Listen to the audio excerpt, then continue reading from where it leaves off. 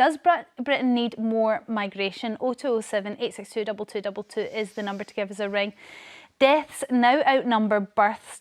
But despite this, the population is rising, with 68.2 million of us living here now. And that's all because of immigration. Now, more than 1.2 million people migrated to the UK last year, with many filling vacancies in the NHS, in agriculture and in hospitality. But with a falling birth rate and a £22 billion black hole in public finances, do we actually need more migrants, Carol? No, we really don't. Last year, 662,000 were added to it with legal migration.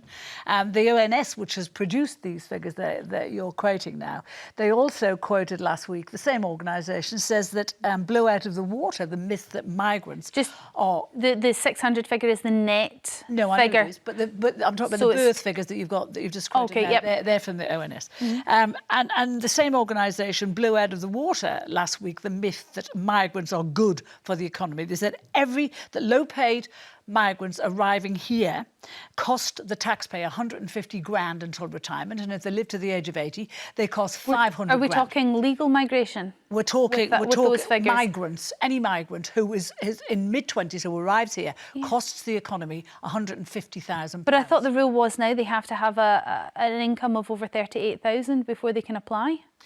I'm just telling you their figures, Storm. Migrants who get here in their mid-20s. I'm questioning them. In their mid-20s cost 150 grand. Yeah. This is, and also the ONS released figures the other day that said that Britain plays host to the highest number of illegal immigrants in Europe. Currently, that's 745,000, with 245,000 waiting to be processed. Ahead of the border force, a former head of the border force, a guy called Tony Smith, said, actually, you can double those figures because those figures are actually 7 years old. He said, double those.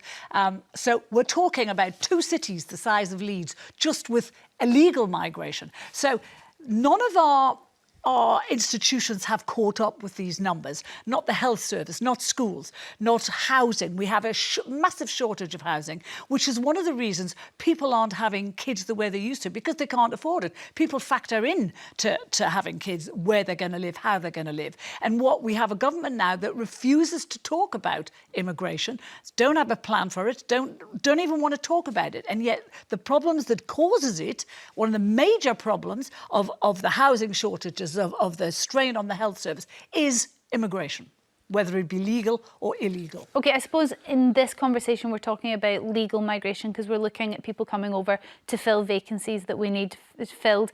But there's an argument, and Keir Starmer is in favour of the argument of training up Brits in order to fill these vacancies. Do you think that's a viable one?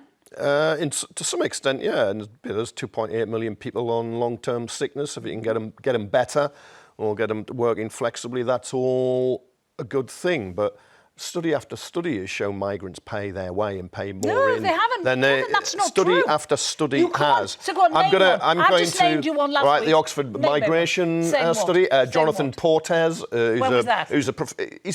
he's on Twitter X almost every day if you look. Okay. But he's a professor. I'm just querying your ONS study interpretation so the ONS are wrong, of it there. No. Right. I'm just saying. I'm surprised that study didn't get greater coverage if it exists. There's a difference in both of your stats on the basis of illegal migration and migration, because if you're looking at illegal migration, you're looking at the costs of people living in hotels, and we see that every day in the papers. If we're looking at just legal migration, I do wonder whether it would be the same figures.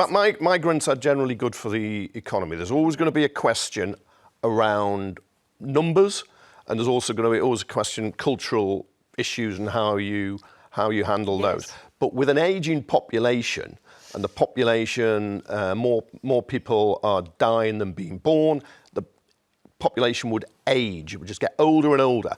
And we wouldn't have people to be doing jobs, filling jobs, if it wasn't for migrants. Social care, for instance, would collapse. That's the biggest single influx, right? We'll forget Brexit for a moment, which is supposed to end all this. And net migration. About that as well, if you're going to talk. Please don't shout over us. Well, I'm not, but I'm just saying. You can talk over us, but don't shout over us. Don't quote Brexit. But Brexit didn't solve the problem. But there is. We need migrants, people coming to work. You do need people coming to work. How do we fill the vacancies if we don't invite people? We have 9.2 million people in this country actively not looking for employment. We are taking care of those people. Kevin mentioned the 2 million that are off We're sick. not necessarily taking care of them all. That it could be people married with partners that means that are earning enough that means that they don't have to They're work. actively not looking for work. As people don't have jobs. Some are homemakers. But it doesn't necessarily mean that we're paying for them. They might be being okay, paid so for we're going to nitpick on the 9.2, which is another official figure. We still have millions of people not in work who are not actively looking for work who could and should. They're not doing it. Some of that figure are taking early retirement. They'll be living on their savings or taking their retirement pots early. Some of them will be... You're just guessing all of this, Kevin. This is guessing. No, these are part... Look, I'm sorry. Well, well, you're just talking rollicks, basically.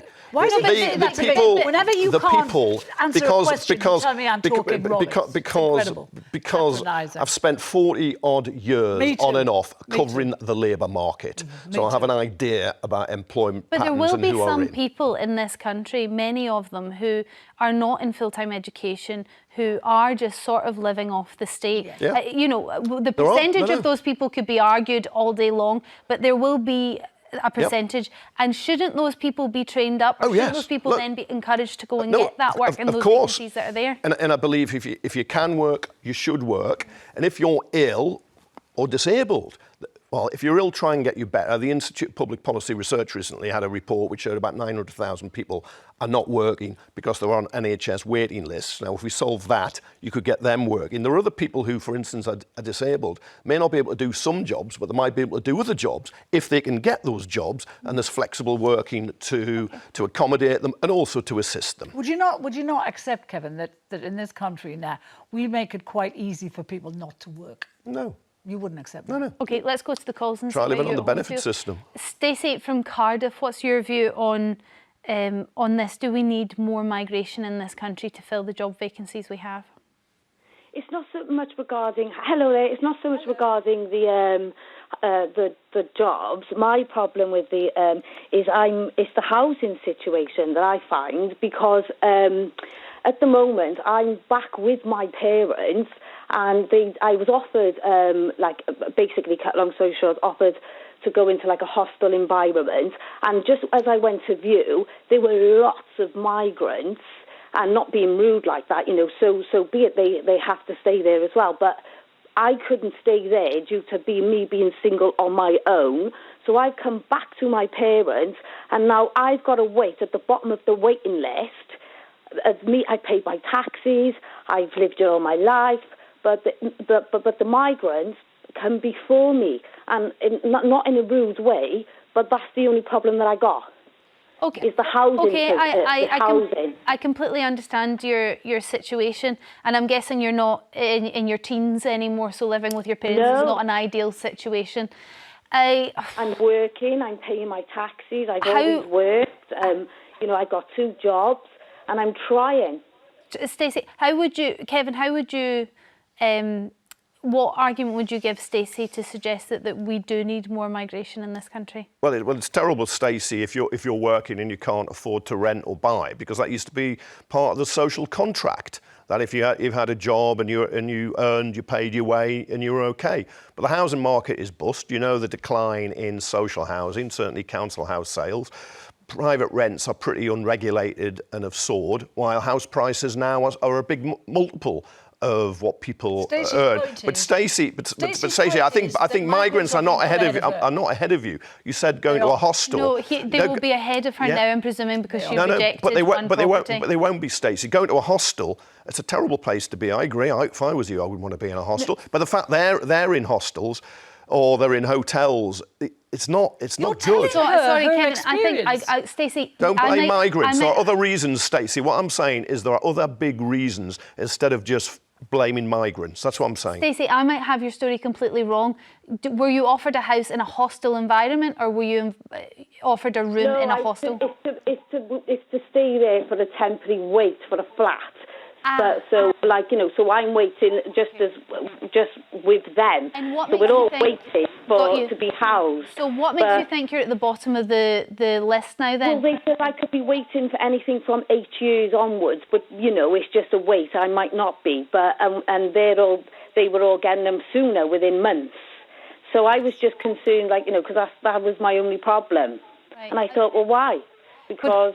And you can Okay, see, Stacey, Stacey's point, that's her lived experience. And for Kevin to say that's not how it is, there's other factors, that's her Well, there are other experience. factors. And she knows it. She's telling you her experience and you're saying, well, that's not the case. No. Well, Stacey, if your experience as you describe it, I've expressed sympathy, but don't just blame migrants. Look, there's 1 million plus people on social housing waiting lists. There have been for years, but I think unfortunately. And that was there. That was there when there was lower migration into Britain. Okay. It's been made worse by the fact that our population's expanding. Well, people coming over and working, a year, with illegal and illegal migration. People coming over here and wiping our bottoms. What Stacey is saying is that that's the only reason that she wouldn't want any more migrants in this country is because of the housing crisis. If we had enough houses, it's... from what I've heard, Stacey, it wouldn't bother you. Thank you very much for your call and your story. Michelle from Leicestershire, what's your view when it comes to migration in this country? Do we need economic growth? Maybe it's a good idea? No, I don't think it's a good idea at all. As far as I'm concerned, this government needs to look after their own before they start taking in others, whether it be legal or illegal. Okay, the practicalities are, though, Michelle, we've got huge vacancies in both social care and the NHS, so this government can't take care of its own until we have people to fill those vacancies, quite practically. And so how do we get those vacancies filled? By employing caring staff. But even if you have enough nurses, it depends on the nature of the nurses as to whether the care comes across.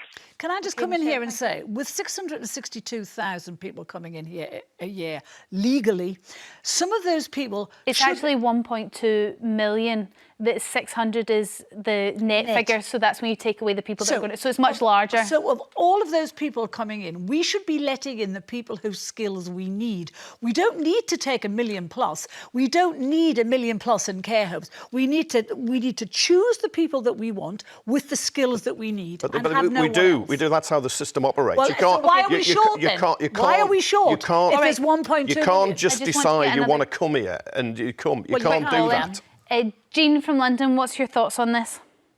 Well, I agree with Carol. I'm in Carol's camp, I'm afraid. I'm afraid. I think if I can get a word in, Kevin, please. I think that with enough at the moment, I think we should stop bringing new migrants in, because the migrants that are here and not working could be put to work building hospitals and housing.